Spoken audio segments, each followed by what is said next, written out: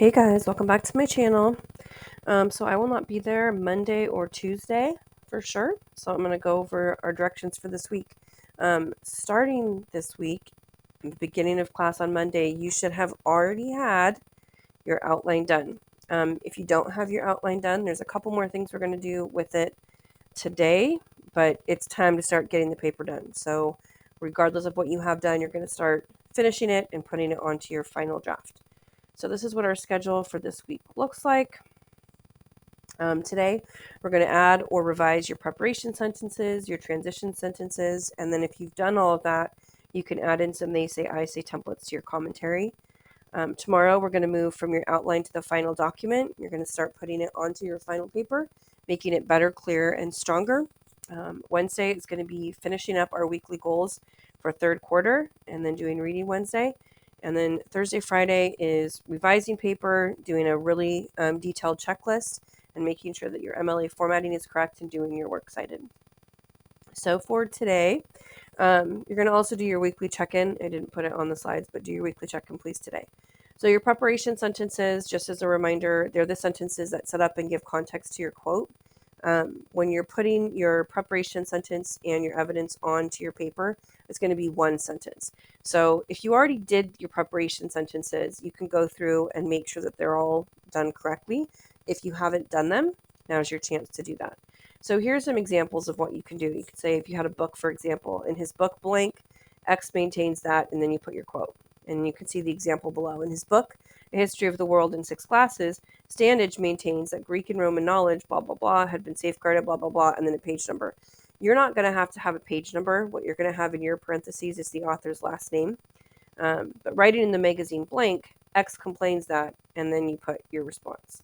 On the website blank, the author claims that, and then you have your quote. Okay. Arguing her point on the blank website, the author explains that blank.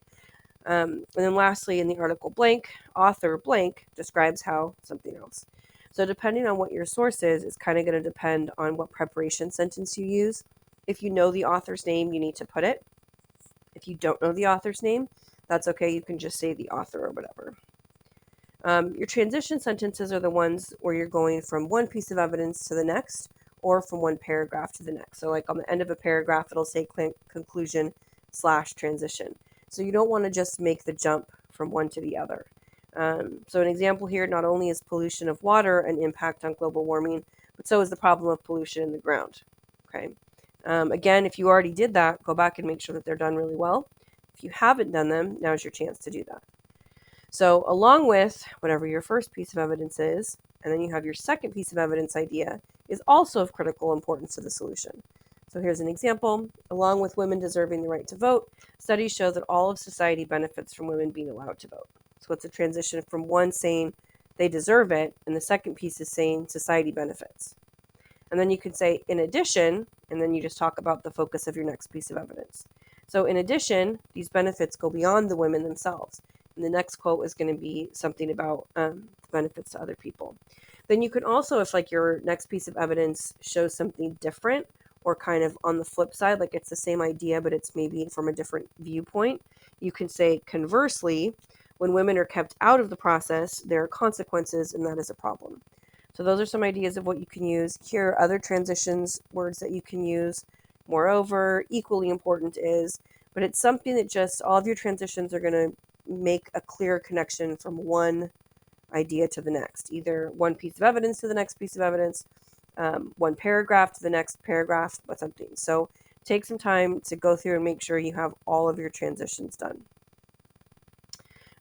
This document, if you click on the link, it'll take you to it. This is also in Google Classroom, but these are all of the sentence frames that you might need for your paper. So the topic sentence frames that we did, preparation sentence frames are right here, transition sentences are right here, and then at the very top, there's these they say, I say sentence frames, and we use these a little bit in the criminal justice unit. And so this is helpful if you want to go through your commentary, like if you're like, I already did my transition sentences, I already did my preparation sentences, then go through and see where you can use some of these things in your commentary. Okay, so it could be explaining, It could be talking about opposite ideas. It could be disagreeing. It could be establishing why your claims matters. So there's a lot of information on here that just might be helpful for you. So you have all of that. Then on Tuesday, you're going to focus on making things better, clearer, and stronger. And you're going to do that when we talk about it later in the week. When we talk about better, clearer, and stronger, it's going to be adding, replacing, editing, or deleting.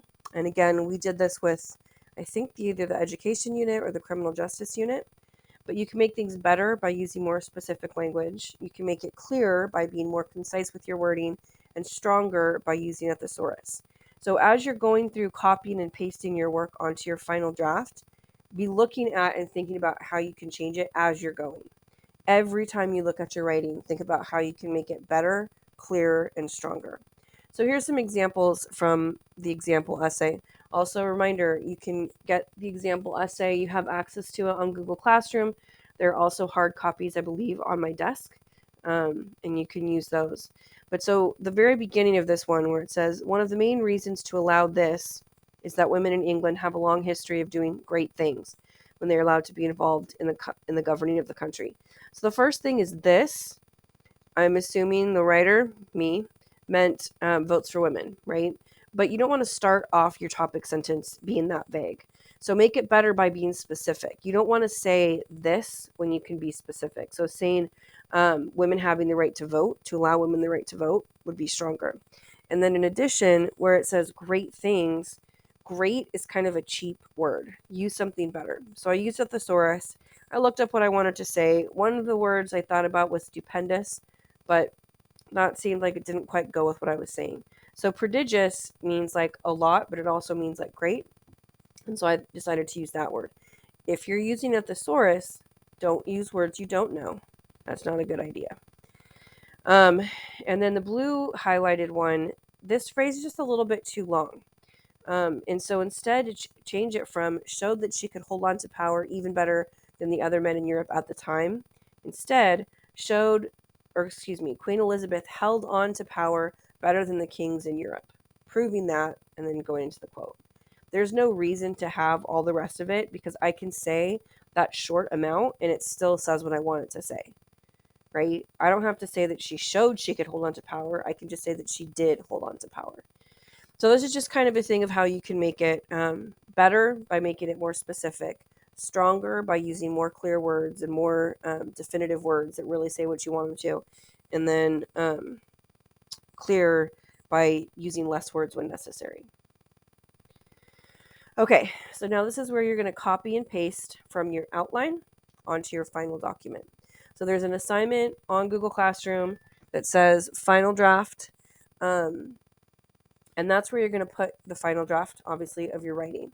So you're going to copy and paste all of the stuff on your outline that's in the white boxes. So you're going to go box by box and put it all together.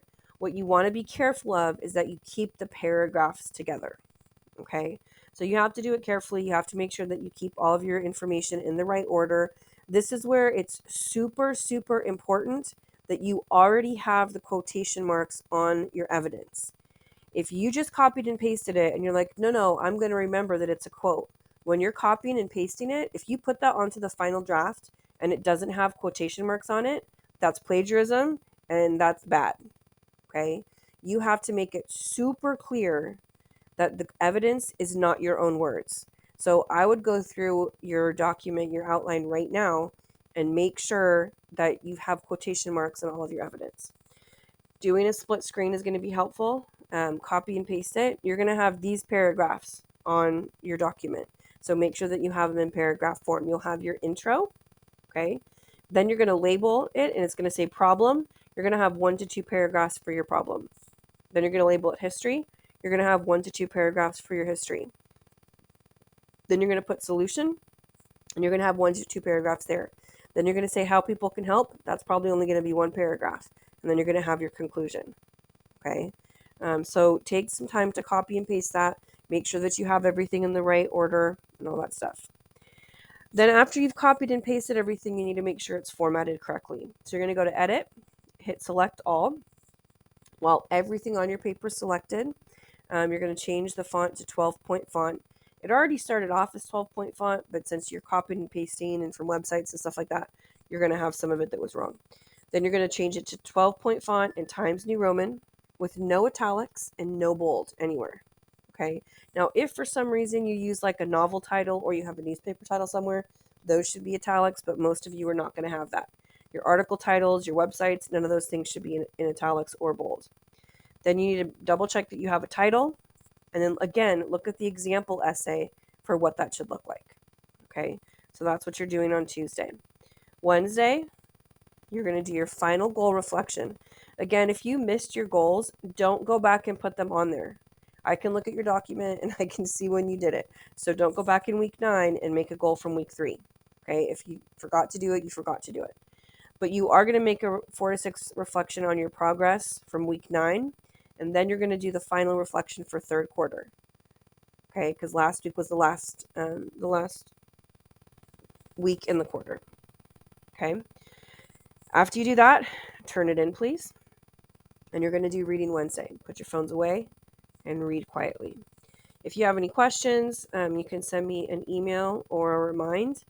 But again, your focus for Monday, Tuesday is adding your preparation and transition sentences, taking things from your outline to final document, and making your essay better, clearer, and stronger. Please make sure to like and subscribe.